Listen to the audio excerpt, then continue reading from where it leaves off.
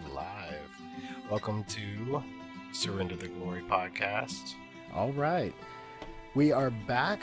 I'm your host, Travis Green, and I'm here with Billy Gaskey. I guess getting us started, I'd just like to say how I got to know you, right? So, before I started coming to church or whatever, I think we talked about this a little bit in the last podcast with me and Jamie. Yeah. Jamie basically met Miriam and fell into a group of Miriam and started doing all that stuff. But I just wanted to say, you and Miriam were a large reason why I got into church, right? I got back into church. So that's, I guess, how we know each other, through, meeting before and then kind of building that trust and knowing that, you would be in the back watching our kids, because that's kind of like a big thing for, I don't know who these strangers are watching my kids, Yeah. So, That's awesome. That's cool. That's how we met. And then, pretty cool. I kept hearing, you got to meet this Billy guy. You got to meet Miriam's husband. He's this cool dude. And I'm like, oh, no. Wow. Hey, I felt the same way. I guess as you get older, it's hard to make those friendships. Yeah, and when someone's pushing it on you, I don't know, dude. And then I met you, I'm like, this dude is really pretty cool. Yeah. Pretty cool. Yeah. Clicked instantly. Absolutely. Bonded through some deathly workouts. Oh yeah, terrible workouts. Terrible. So I guess you want to tell us a little bit about yourself? Yeah. So I guess present day. 34, almost 35 years old. Old. Yeah, man, I'm feeling it too. Married almost 11 years. Got 4 daughters, 10, 8, 5, and 1. Pray for me. And hey, we're in the same boat. And we've been going to Clear Creek Community Church for around 11 years, I believe. Awesome. So, and your kids, by the way, are extremely well behaved. Dude. It's like I say, y'all need to act like the Gaskey girls. That's what y'all see. I love it. I love how our kids get along so well too. It makes it so much easier to hang out. Yeah, it's been awesome. What do you with the church? Yeah. What kind of what are you doing with the church? Are you serving? We did serve, or I did serve for a while. We took a little break. Real heavy in the children's ministry. Pee-wees from babies to 2s to 3 to 5s. All kinder, all the way up to 4th and 5th grade. So I plan to return to 4th and 5th. Awesome. I really enjoy that age group because you really get to have those conversations, and I think that's pre-attitude. Yeah, pre-attitude. I think it's a great time to really have those one-on-ones with those kids, and I think it's a great turning point at that point of at their age. So. You are going to camp, right? Yes. Going to camp. So I'm excited about my that. first time. Excited. Looking forward to it. So spending some time just, getting to share the gospel with some kids and just having a good time out there. So. Yep. My nephew's going to that actually. That's right. Yeah. So he's super excited that you're going to be there because he knows you. And Jason. So that's pretty cool. Yeah, it'll be a good time. As far as how did y'all find the church that you're at now? All right, so was there a church before, or what was going on? So just I guess to start back when I was younger, way back. Hey, here we go, way back, way back in time. So there, we were a family that went to church off and on. We always talked about God. We talked about Christ and Jesus and just but we didn't have that relationship with Christ. So we would go to church, the Easters, the Christmas, we would try off and on. It was a small Baptist church, country Baptist church. Brimstone and fire. Yeah, you go inside and you sweat. So kind of like we're doing out here in the garage. Yeah, exactly. But it wasn't consistent, and I've would even go with some friends of mine just because they were a little bit more heavier in the church, and it was a Methodist church in Anahuac, Texas. So I learned some there, but it was more just hanging out with friends. It wasn't really a digging into the gospel. It was to go hang out with friends and maybe meet some girls. I mean, that's what it was. Just sorry about this. No, we're on fire right now. That's what it is. We are actually out. We've been shunned out to the garage. So there's a fire station 1 block away. I apologize. So I'm sure that picked that up. No, we're lighting this podcast up right now. Go. That's what it is. So I guess kind of moving on. Getting older, even graduating high school, I did not pursue church. I didn't pursue God, and didn't try to figure out who Jesus was. I mean, just always heard about it. And I even had a roommate at the time that was real big in the church, and I just kind of went my separate way, and didn't really. A lot of credit to him, Maurice. I mean, he had always tried to. He always invited me. He always. Hey, I got a small group coming over. You should hang out. And I just always kind of went my separate way. But, and then as I got older, I guess it was more, I guess you kind of have that void. It's that thirst you can't quench, I got married, and then we had our first kid, Lila. And then that's when everything just started kind of, we need to, what's this Jesus like? What's this God like? And so that's when we started pursuing church and Clear Creek Community Church. And of course, you have that perception where everybody knows everybody. That I'm bad. I'm the outsider. Yeah. So you're uncomfortable. I'm not. Yeah, I've been there. So it was hard, and I was like, I don't want to sit through this. And at first, and excuse me, and then it grew on it because we really wanted to establish our family and really have a nice base foundation of faith, and for our girls, or one at the time. And we really started to learn a lot, just kind of sitting through the sermons, and things started clicking. And I think when we really, it always seems to be when you really start turning to faith is when something bad happens. Yeah. So it was a couple of years. So I think it was 2010, 11 is when we really started digging into it. And that's around the time my dad passed away, so colorectal cancer. So, and that's when you really put me on my knees and praying, and just trying to figure out why. It was hard questions. It's always why. Yep.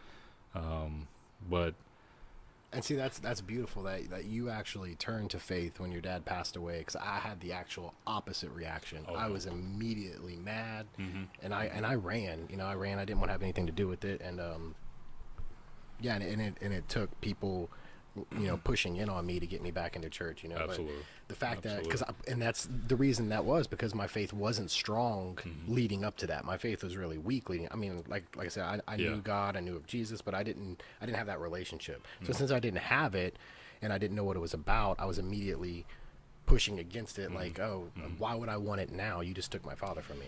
Instead of vice versa, saying I need to push into God more now and figure out, the tough questions, like you're saying, those why questions, and a lot of those questions that they're not for us to know, and God, you have to just, have that faith that God has a plan, and you're going to move forward. And I think I'm glad you had that foundation leading up to that. So I really do wish I had that, because that's one of the things in my life that I'm like the most ashamed about. Like, I've done some messed up stuff, but those things, looking back, it's like the thing I feel most ashamed about is like being mad at God. It's like that to me, that takes the cake. And that's one of those things, like, I try to be like, man, I want to forgive myself for that, but like it's like, it's tough, and at that time, I mean, I was mad too,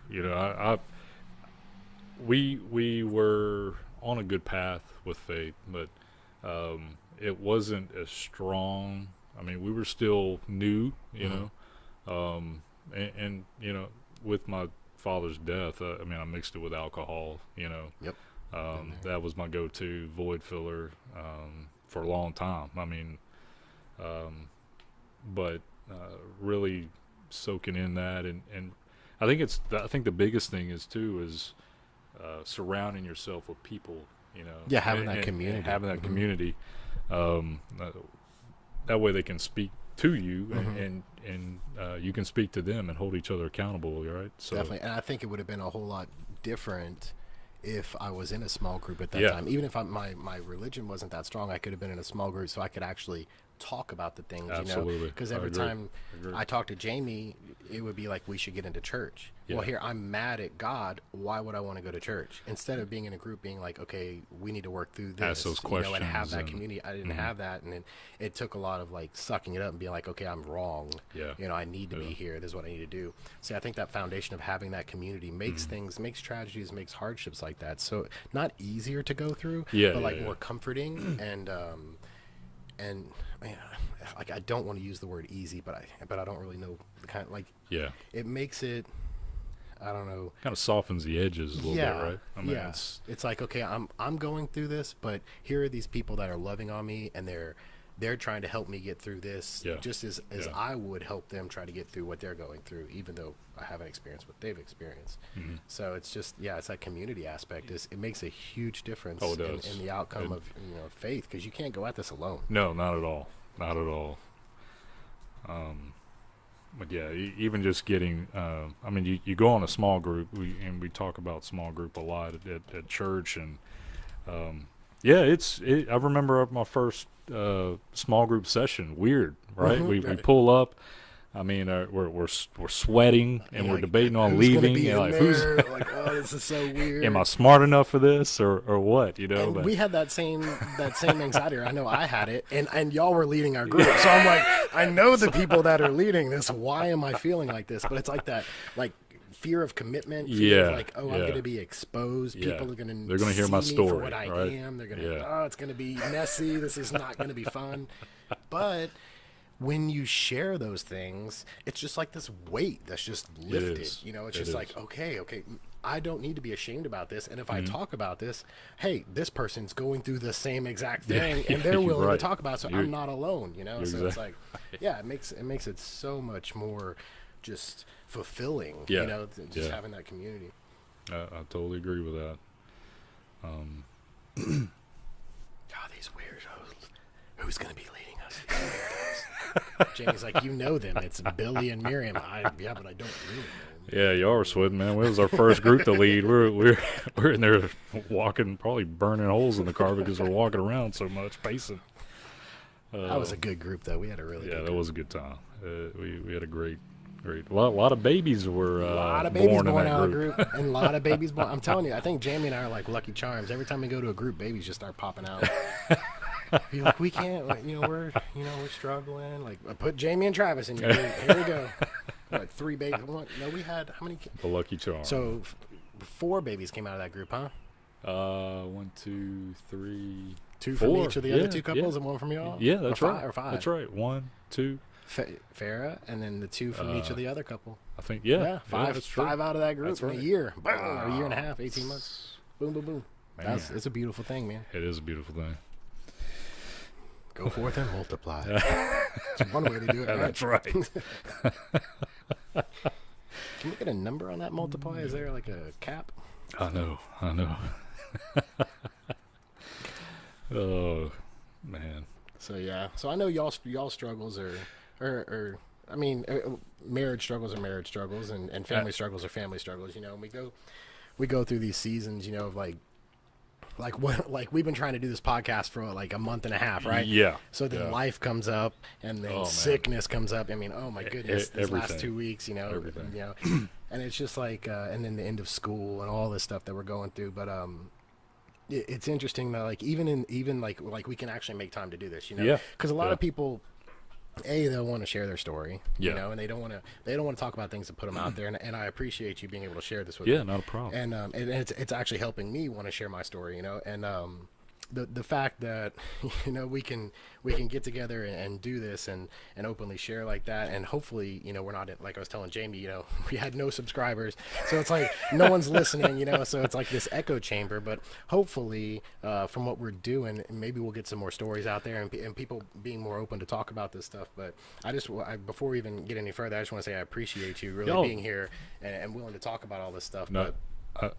Just getting over like whatever, all the sickness and everything going on and just life in general. Because I know, like I said, like right now, I know you got like 10 kids at the house. Oh yeah. So I don't mind being here. So thank you, Miriam, for for letting him sneak away from the sleepover. And so it's just like these things come up, and it's hard enough for us to even live life. Yeah. But taking the time to be able to like talk about the gospel and talk about God and share this stuff is amazing. And the fact that you were willing to be open and do this, I just really wanted to say thank you before I forgot. I wanted to open with that, but I was like, I forgot to say that. No, catching it now. No, I appreciate you bringing me in. And I hope this allows other men in general just to be able to share their stories. I think what you're doing is awesome, and to be able to just do a podcast and you're an intelligent artsy guy, man, and this is awesome. The wheels are always turning. The button. If it's not a book, it's a painting. If it's not a painting, it's a car. If it's not a car, it's a podcast. So it's like a jack of all trades but a master of none. I can't sit down and finish something, but I'll start 100 different things. Well, I mean, you talk about struggles in life. There's always struggles, right? Mm-hmm. I mean, sickness to bills to work there's a lot of different things that that are obstacles that get thrown in our lives. Mm-hmm. We as men and husbands. I'm the first to say you're not alone. I mean, we all have marriage struggles, mm-hmm. right? Number two, we all have well, maybe not everybody, but there's alcohol struggles. I've been there. Mm-hmm. Just kind of filling that void or turning to it. And that's the thing. You talk about filling the void, and alcohol is one way of doing it. But people are like, oh, I don't fill my void with alcohol. Well, you may fill it with something else. You fill it with video games to get out of the way of the world. You fill it with pornography, or you fill it with, hey, I'm going to stay in the garage while my family's inside and work on a project that I'm never going to finish anyway. So it's like everyone has that thing, whether it's a genuine hobby or it's something that you're using to distract yourself from actually facing what's going on from in reality. Life. And excuse me. So whether it be one vice or the other, I think everyone on this planet has that. And I think it's kind of built into us to where it's like, if something gets too tough, then do B instead of A. That's right. Because then B takes away from A. You don't have to worry about A. Finances get too tough, then just go play video games and don't worry about it. Or whatever your vice is, or go run till you can't run anymore, or exercise, whatever it is. There's always going to be these things, and sometimes we tell us, oh, we're doing this for XYZ reasons because I want to be healthy or whatever. Yeah. But if you're doing it to an excess or an excessive or an addictive reason, there's an underlining reason why you're doing that. Yeah. And a lot of that comes down to is just not having a strong enough faith to rely on that things are going to work out, to sit down and face your problems and figure it out. That's right. I think you're right when you say, that most, if not every single person has those things, Oh, absolutely. And I mean, you really gotta, and it's hard, and with everything you do, to say, is this Christ-like? Is this how you become a godly man? But, and through your faith, through your journey through faith, it's, you kind of figure that out, and that's where repentance comes, and that's everyone goes through that, and that's the thing too, is like we're doing the devoted study right now, right? So it's a 2-year study, and we just got on the second book. But the first book, a lot of it was about repentance. To me, when someone says, "Oh, you need to repent of that," that just means, hey. What it used to mean was, hey, dear God, I'm sorry for doing that. Yeah.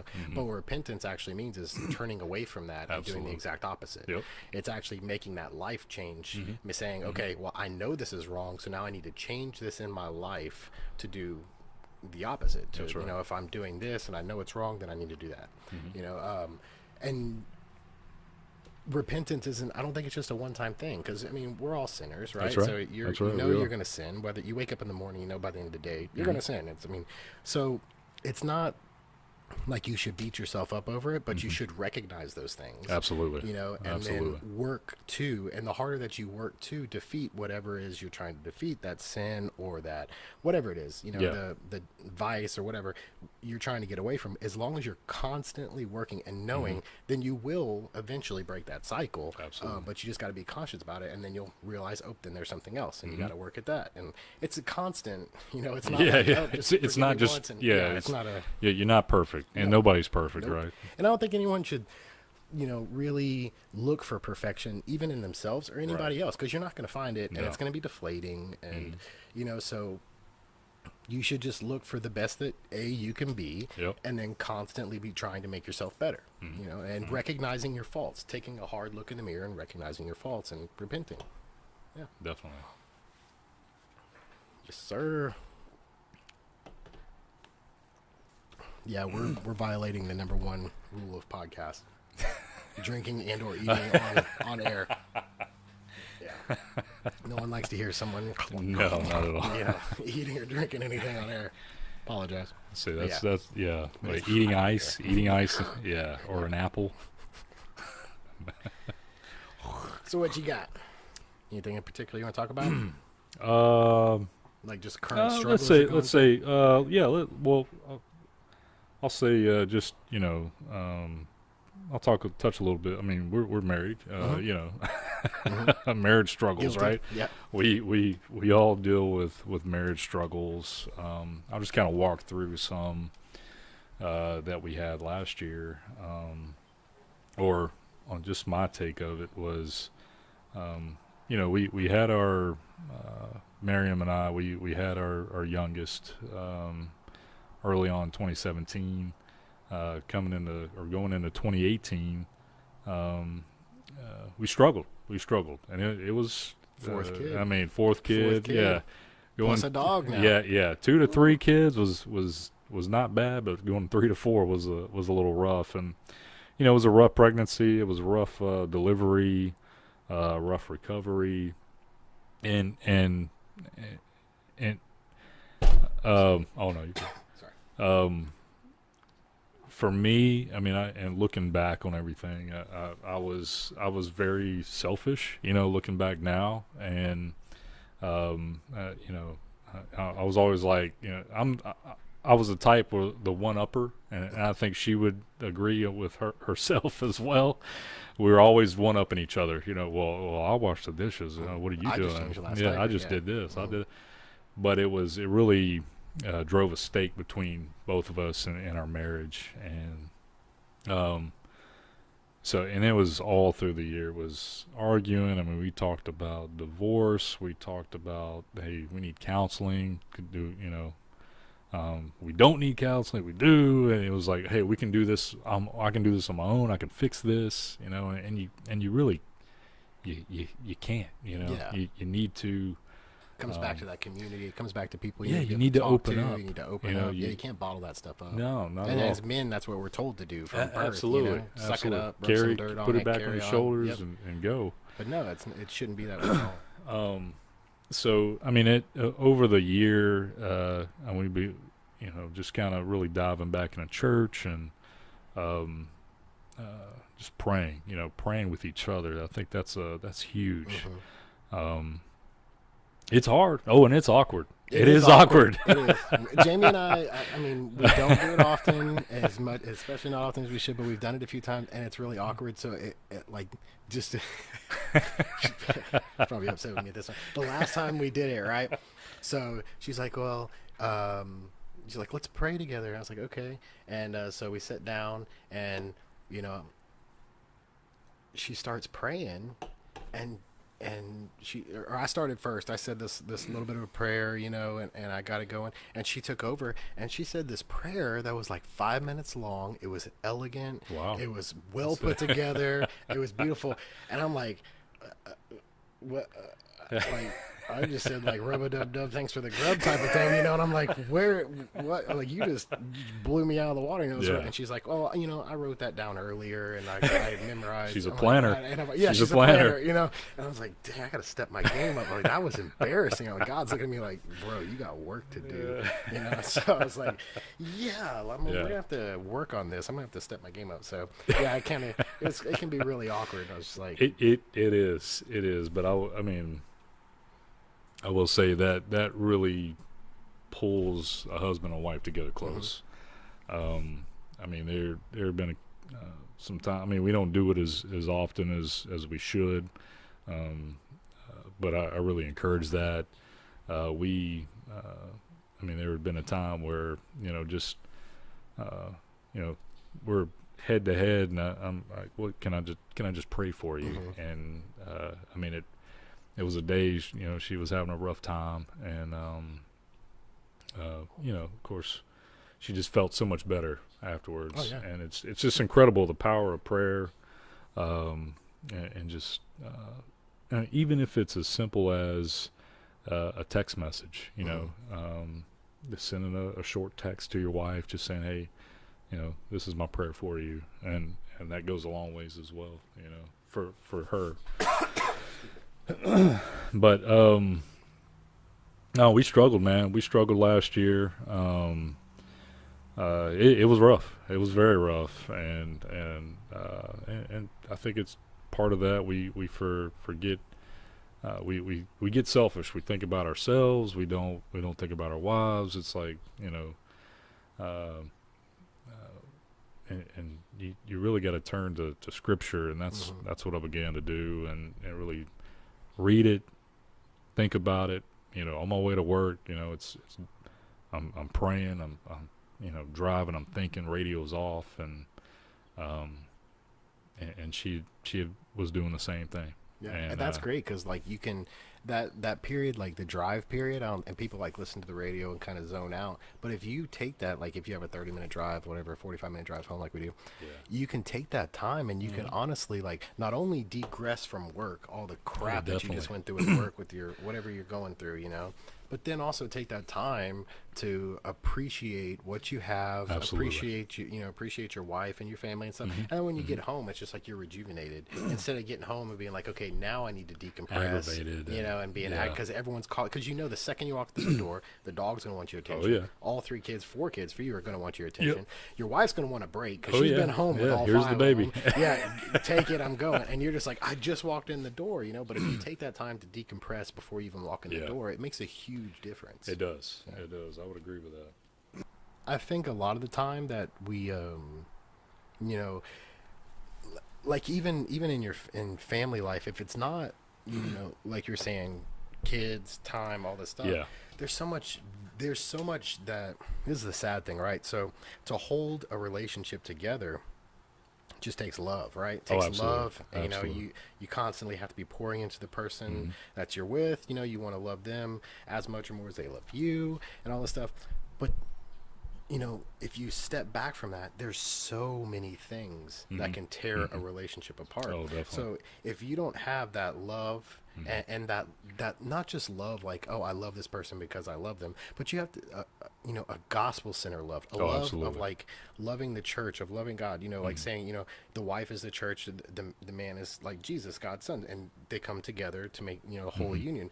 If you don't have a love that's greater than self, there's so many things that can easily tear a relationship apart. Definitely. Anything. It could be as simple as just jealousy.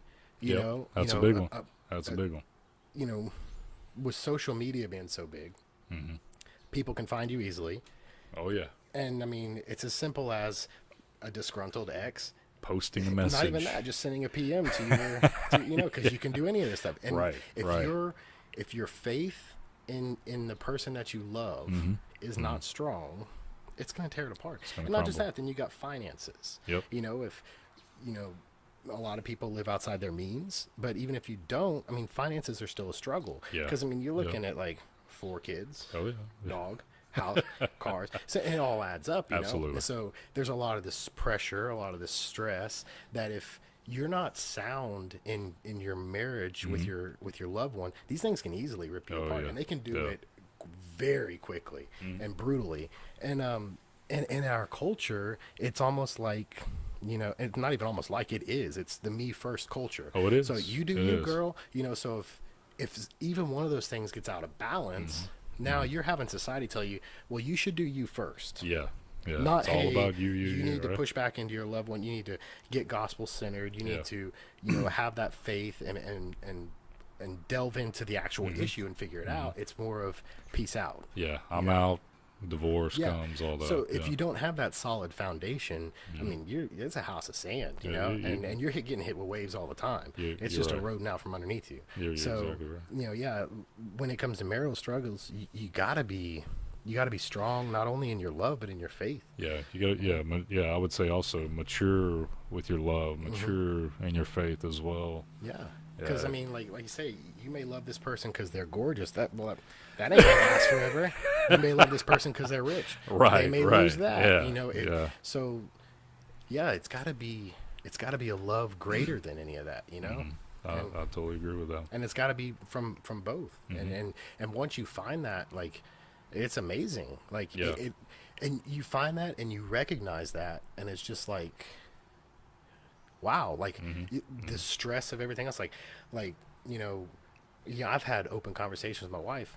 I'll never cheat on Jamie ever, because I don't ever want to lose what I have. I don't ever want to not be able to see my kids. I don't ever want to not be able to live under the same roof with them. I will never do it. I don't care. Anyone could say, oh, he's BSing. Don't care. Not cheat. I don't care if someone, you know, whatever, you'll never get caught. Nope, not doing it. Not at all. Because I've made a promise to God, you know, in front of all my friends and family, that I'm going to be married to this person. Yeah, I'm committed. Absolutely. And I take that commitment extremely seriously, because I don't want to lose what I have. I love what I have, you know, and I just think people don't take it seriously. No. And I think our culture kind of advocates that. Like, you don't have to take it seriously. There's plenty of fish in the sea. That's right. Get an app. Yep. There's an app for that. There's an app for that. 50 apps for that.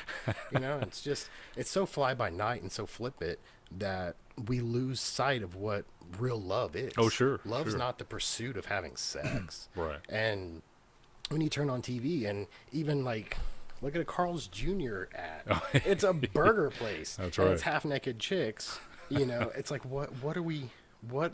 I mean, and we have daughters, so it's right. I know, you know, it's a so very as sensitive. a male, I'm like, yeah, this is an awesome commercial.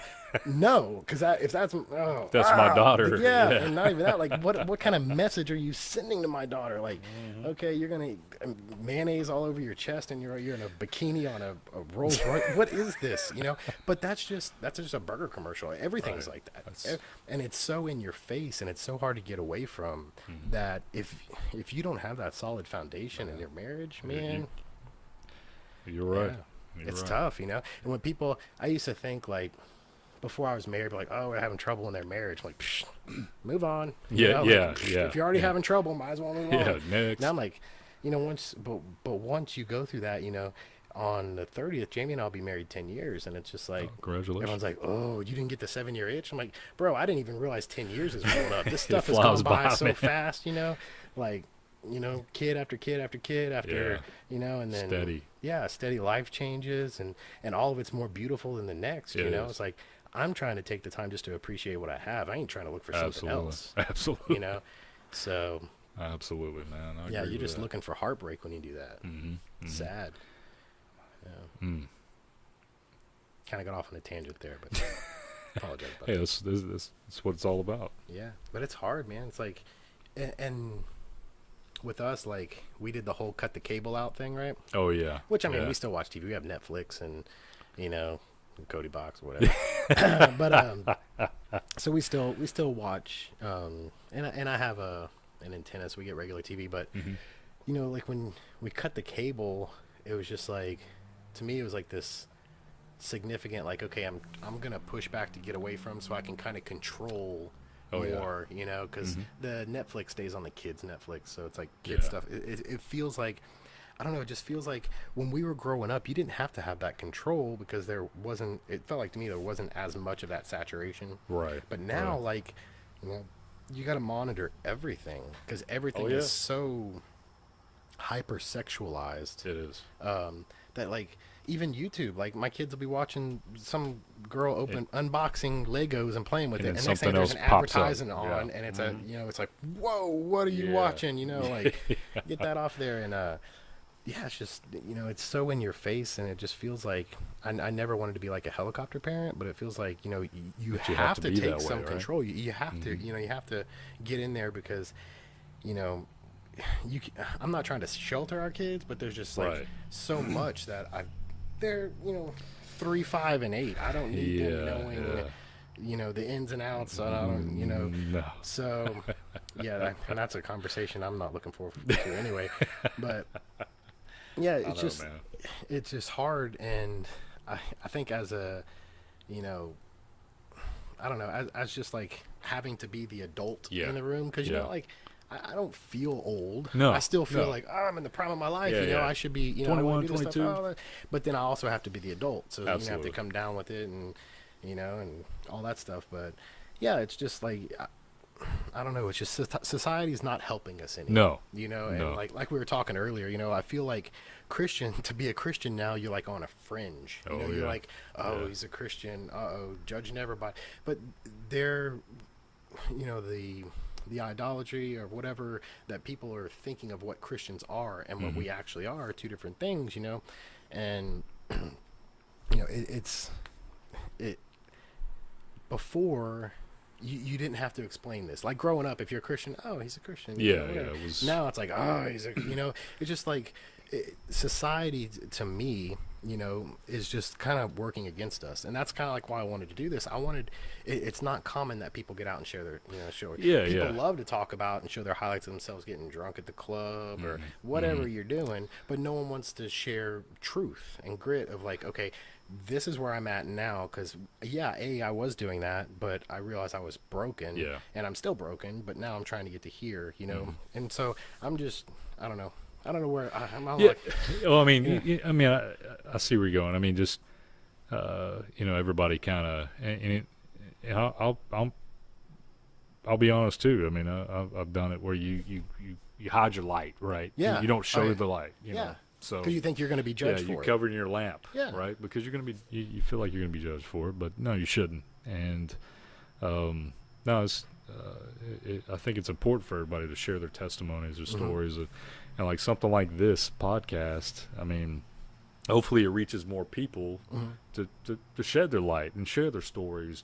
Whether it be to us or whether it be somebody else to know that they need to get to community. Absolutely. Because like we're saying, you look at these struggles, and no matter what struggle you're having, I don't care if it's like a heroin addiction, I don't care if it's a pornography addiction, I don't care if it's adultery, I don't care what it is, I don't care how bad it is. If you have that struggle, there is someone out there that is equally struggling with what you're struggling with. They have gone through it and they've come out the other side. Oh, definitely. Definitely. And I know some of these people, and hopefully they'll come on and talk about it as well, but there is a path. No matter how far you go down that hole, there is a path out of it.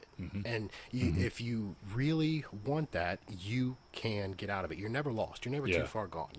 Like I said, Jesus left the 99 for the one. 99, peace out. I'm going to get this guy.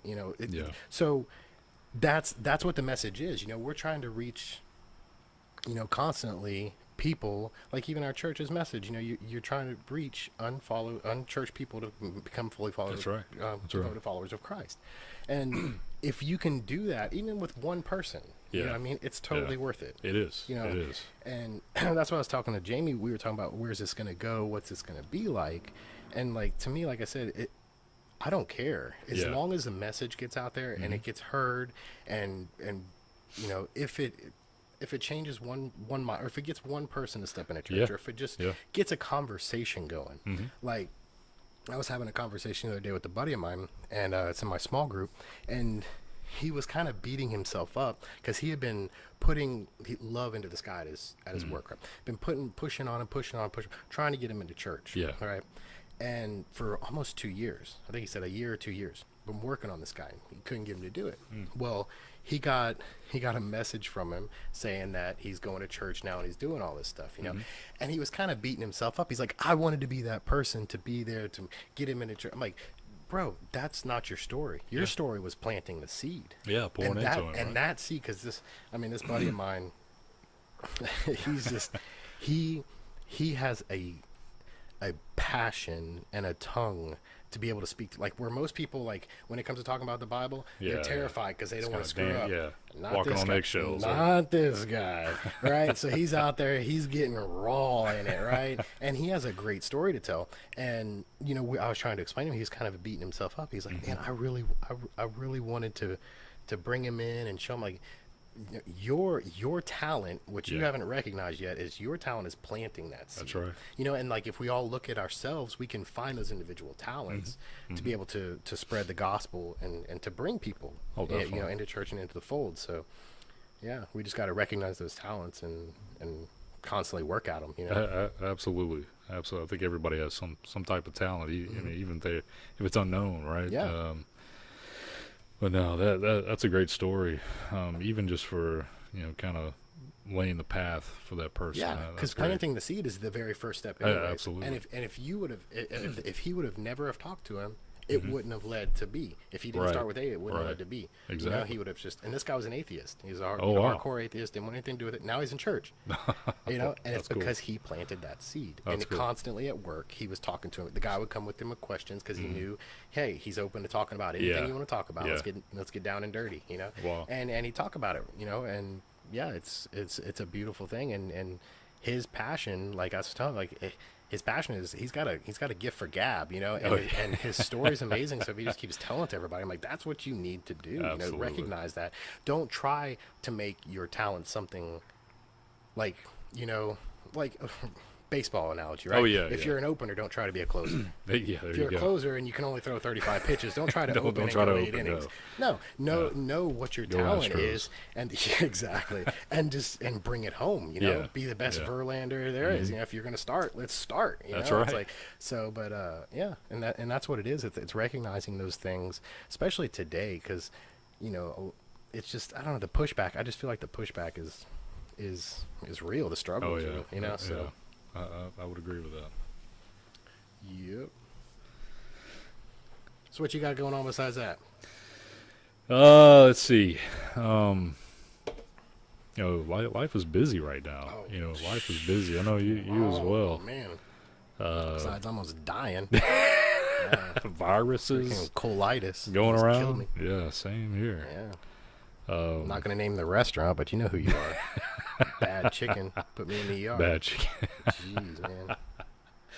I don't know if I'll eat Told chicken you to stay away anytime from soon. Luby's. Yeah. No, it wasn't Luby's. No, I love some Luby's. I'll eat there all the time. This was a fast food restaurant. Yeah. So. I don't know, man. Life has just been, right now it seems to be pretty busy. But, I mean, it's important to, you know, we've talked about this before, like iron sharpens iron, right? So, right. I think it's important to get together like times like this and just, you know, I think that's get together. How I got you into working out with me. That's true. Yeah, that's true. We have to suffer together to know each other better. That's right. Iron sharpens iron, man. So it's in the Bible. Yeah, exactly. So you gotta exactly. You right. gotta work out with me. So it's important for guys to come together and just talk and just talk about home life or if it's work life or whatever it is, just to share the gospel and really you know, relieve some stresses, I guess. Yeah, you definitely. know, so it's very important. Yeah. So like even with like when we did the men's group with CrossFit Kima, right? Yeah, that was cool. So like in our first group, you know, it was a couples group. Yeah. You know, and it's interesting when you do a couples group because you get the dynamic of couples. Yeah. And you get to know these couples and develop with them and grow with them. That's right. But I'd never been in a men's group. Oh, and yeah, then when me you're in a neither. men's group, it's a different dynamic. Yeah, right? it is. So not only did we struggle for an hour before at a workout and then sit through a study. Thanks to CrossFit Kima. Thanks, Mike Pogue. And so you struggle through that, and then after you do the physical struggle, then you start talking about your mental struggles and stuff, and that right there, that's something I always wanted to do. That's, it was powerful. It was powerful. It was powerful, Very and powerful. I'd never been in a men's group, and it's a good thing. Like we were saying, and with our group now, at the end of our group, we always break up men and women, and we pray separately, and you know, it's that avenue I think has been great. So we come together and we do our study together, but it's so nice to separate because I mean, you can't say certain things in front of right. Other wives and even your own wife, right? Because like everyone in our group is in the understanding that when we leave, we are going to discuss with our loved ones what we had talked about separately. Right. But we're able to say it kind of with because it gets kind of like talk about it, pray on it, and you're able able to get perspective from other men. Because there's some things like I don't mind telling my wife, and I don't mind them knowing, but it's hard for me to tell a group of women, hey, I'm struggling with this. And it's like, they're really going to judge me. But I can tell a group of guys, and they're like, bro, okay, we're going through the same stuff. Exactly. With our wives, we would deny it. But, like, I get it, And to be able to have that separation, I mean, to me, it's a value. It's given me big time growth in my faith. Because you need to be able to have community as couples, but also communities with a brotherhood of men to where you can share those things with. Yeah, definitely. So when you're saying that, I was like, wow, that's exactly, the growth I found is mainly through that. Yeah. Same here, man. I guess it was the Wednesday night we would go work out, and I mean it was a brotherhood. We all went through some pain and suffering during the first hour, and then to go through, trying not to throw up while you're talking through a chapter of Act Like Men. That was a good book too. It was a great book. It was a great book, but you need it as men. You need other men to visit with and fellowship with. I mean, it's I just think that's part of life, Yeah. So. And it's taken me for so long to realize that because you always thought, like, I can go at this alone. That's how you grow and work through struggles. You can't. You can't do this alone.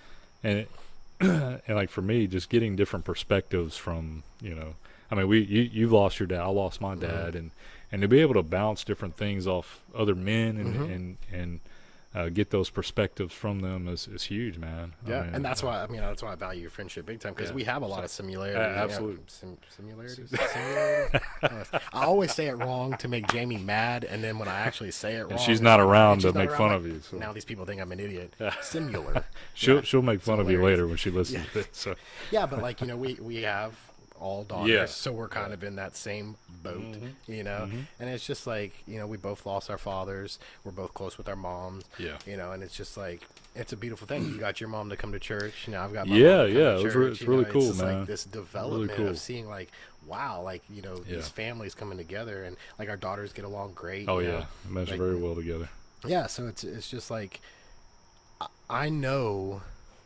Like I mean, like when I don't know what the night was when I text you and I was like, it was late, I can't remember, but it was something, and you were like, hey, I'm here 24/7, and I'm just like, and that was that kind of like, it was a long time ago. It was that realization that like, I consider you a friend, but I realized that like you're a brother. We may not have the same mother, but that in that moment I'm like, I would do anything for you, and I felt like in that moment, like when you were like, I can't remember what struggle I was going through, but like, I'm here for you 24/7. I was like, wow, okay. And the heartbreaking thing is like, I had a really strong group of friends for many years, and when I got the job I had, and then I got married and my life started progressing, right, my friends started to fall off layer by layer. And so I know that. And I get it, there's but these were 15-year long friends, if not longer. I still talk to a few of them, but drop like flies. I'm like, these were the people that I would have done anything for, and I felt they would do for me, but then just so quickly it just evaporated, and looking back, like it really tore me up. But the sad thing is, at the base of it, there was no, like we were talking about, even with the marriage, there, with friendships, you have to have something deeper too. That's right. It can't just be surface. I agree with that. It can't just be bar friends, So I realized, in that moment, in that, like, that phone call, like, wow, I I guess it's cliche. I have a brother in Christ here. I have someone that I feel like no matter what, if I called upon at any time, and it was just like this, like, wow, okay, I've known this guy for like 2 years, and I feel like closer to you than any of my other friends that I've known for my lifetime, and it's because we are open with our struggles with each other. Definitely. We're not hiding anything from each other. Very open. So my other friends, I knew what their struggles were, but we never talked about them. Yeah, it's pretty quiet, right? We don't talk about that stuff. Yeah. But when you're mature in your faith and you realize, I can talk to you about this, and I know you're not going to judge me. Yeah.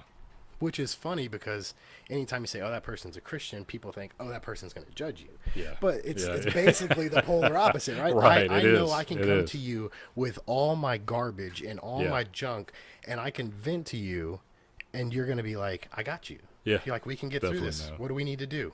What do, And, it's just a beautiful thing, And you realize, too, when you can go on vacation with somebody and their family, that they got to be a real friend.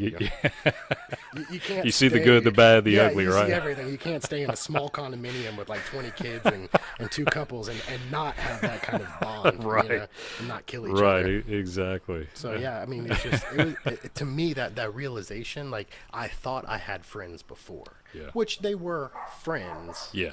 But I realize now that I have family. Definitely. That you may not be blood, but so it's just like, it was this powerful moment for me. And I just remember driving home and reading that text message and being like, wow, okay, this guy, he knows my junk. He barely knows, at that point, we've known each other for a little while, but like, not very it long. was just like, wow, it was powerful to me. It's hard to explain, but it was powerful to me. And I just, it was a moment of realization for me, I totally get it, man. And you talk about friends and how you that evaporates over time. It seems like every year you lose a couple more. More kids, but more friends. And it definitely is, man. It's a different friendship when you can talk about anything and everything Christ. Just any type of struggles, obstacles you're going through. And it's an open friendship, and it takes it to a whole nother level. It does. And it doesn't hurt. Your mom is awesome. She's a hugger. I'm a hugger. Man, we get along well. Yep. Yes, sir. So. Yeah, she's a hugger, and she's a food pusher. She knows it. Yeah, I know that's right. You want to insult her. You don't give her a hug, and you don't eat her food. She's true. Amazing, man. I wouldn't be here today if it wasn't for her. Amazing woman. Yeah. It's good stuff. It is. Yeah. How's your mom doing? She's good. She's good, man. She comes around a lot because we needed she watches the girls a lot, but she loves it. Yep.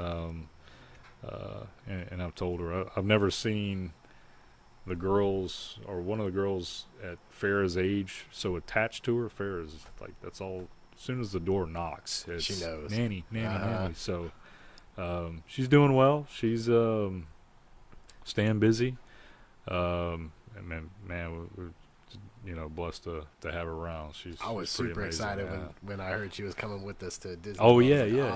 She's awesome. Coming out too, man. I've been working on my mom for a long time to come on vacation with us, and I think this one's the prime one, because even like Lila and Brooklyn and Veda, they're a little bit older, but I think like that magic is still there for them at Disney World. I think for the grandmas we've seen it for a couple of years, right? But for them to see it, because my mom's been to Disney World with us before, but we've been older, so she's like, it's not really magical. Right. And I didn't realize it when you take kids to Disney World. There's no plug for Disney World, by the way.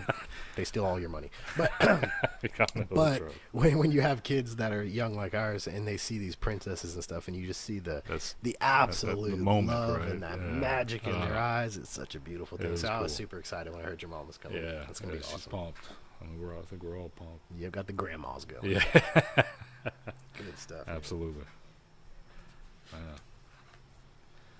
Yeah. Well, good. It's all dark outside now. It is. Right nice here with the mosquitoes. Nice. First garage cast, not too bad. Yeah, I like it. Not too bad. Been better if we had AC. But hey, can't ask for everything, right? No. We're lucky we got the time to do this. That is true. So I may have told Miriam this was going to take 3 hours. Oh, you did. So we got 2 hours to burn if you want to go somewhere. No, I kid. Yeah.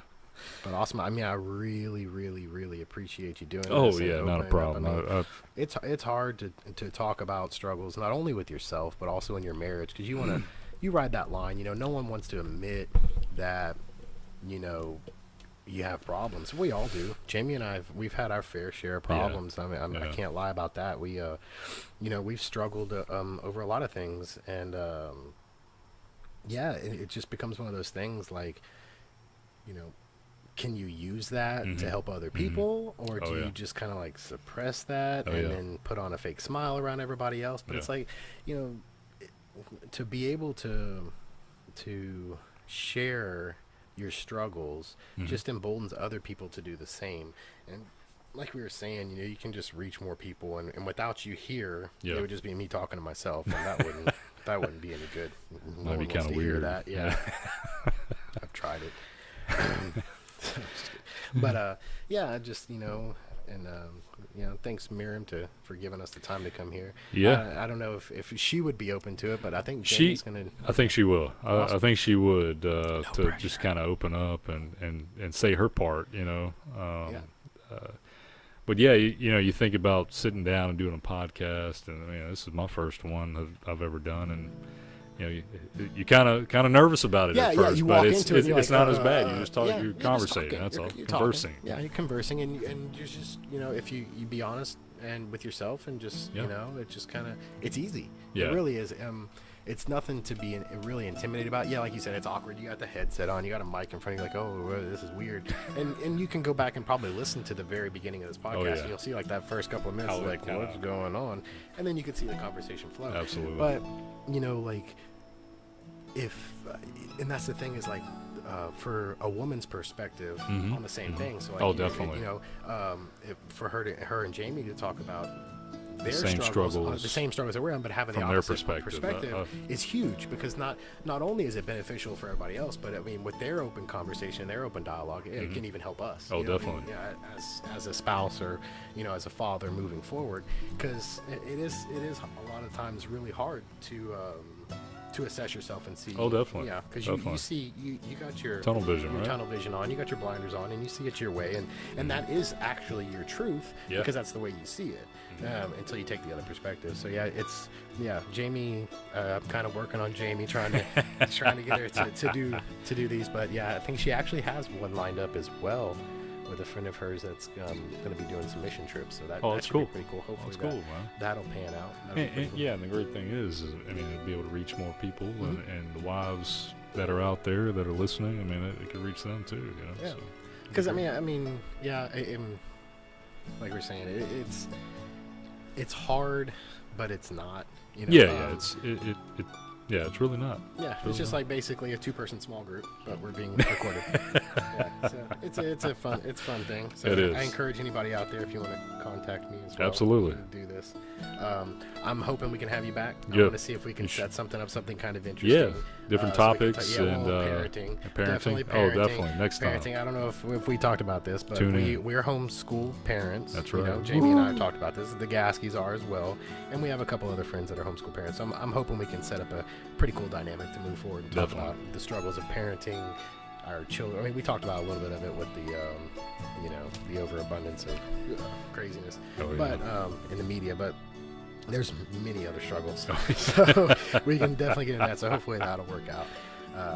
And see if I can pull some strings and make that work out. But yeah, I mean, I really appreciate you being here, man. No, thanks for having me. I really enjoyed it, man. Appreciate you. Really, you too, brother. If it wasn't for you, and it wasn't for Miriam and Jamie, you know, I'd still be lost. So I owe you a debt big time. No, not at all, man. It's been a fun ride. I mean, for both of our families, man, it's been a blessing. It ain't over with. No, not yet. Not yet. Tickets are already purchased. So, yep. Man. Awesome. All right. I guess that's it. Well, thanks for having me, man. Well, thanks for being here, Henry. Surrender the glory.